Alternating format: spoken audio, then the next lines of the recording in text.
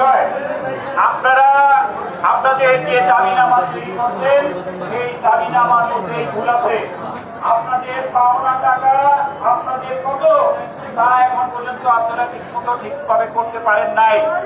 আর আন্দোলন তো আর একদিনের বিষয় না, আন্দোলন কোনো ছেলে খেলা না যে আজকে জ্বালাও পোড়াও করে দুনিয়া পাল্টাই দিবেন। আপনারা আন্দোলন করতে হলে সুষ্ঠুভাবে আন্দোলন করতে হবে।